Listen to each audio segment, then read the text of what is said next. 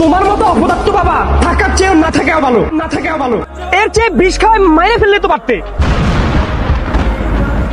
ইয়াসিন, তুই কাজটা মোটেও ঠিক করলি না। ছি। হ্যাঁ বাবা, হ্যালো বাজান, টাকা কি জোগাড় হয়েছে? আর বাবা কালকে তো ঈদ।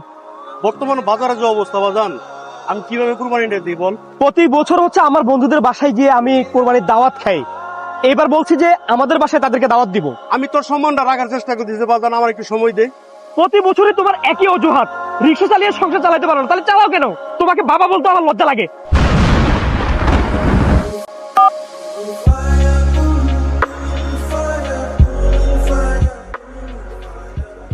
তোমাকে বাবা বলতে আমার লজ্জা লাগে, তোমাকে বাবা বলতে আমার লজ্জা লাগে। তোলার কথাটা আমি কিভাবে রাখি? মনে হইতেছে এখন আরো বেশি করে রিক্সা চালাইতে হইব। এছাড়া আর কোনো উপায় নেই আমার।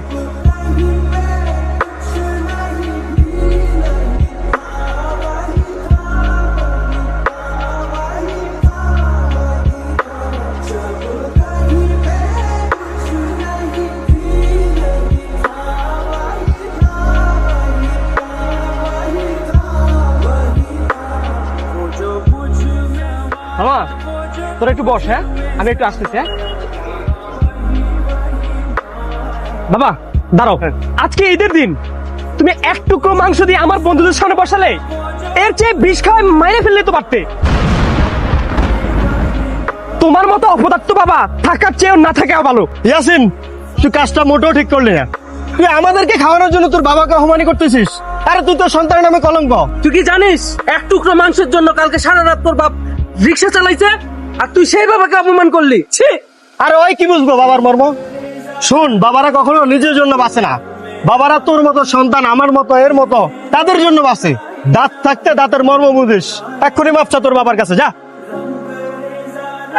বাবা, আসলে আমি বুঝতে পারিনি, আমার বন্ধুরা আছে না, ওরা তো অনেক বড় লোকের ছেলে।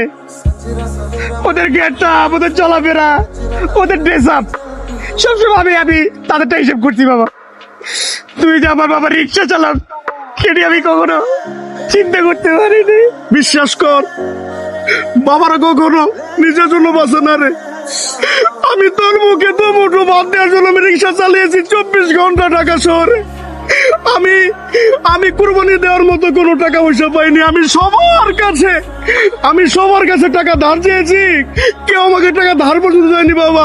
আমি শুধুমাত্র তোর মান সম্মানটা বাঁচানোর জন্য খুব চেষ্টা করেছি বাবা, আমি পারি নাই। আমি মাত্র 1 কেজি গোস্ত নিয়ে এসে আমি চেষ্টা করেছি তোর বন্ধুদের খাওয়ানোর জন্য।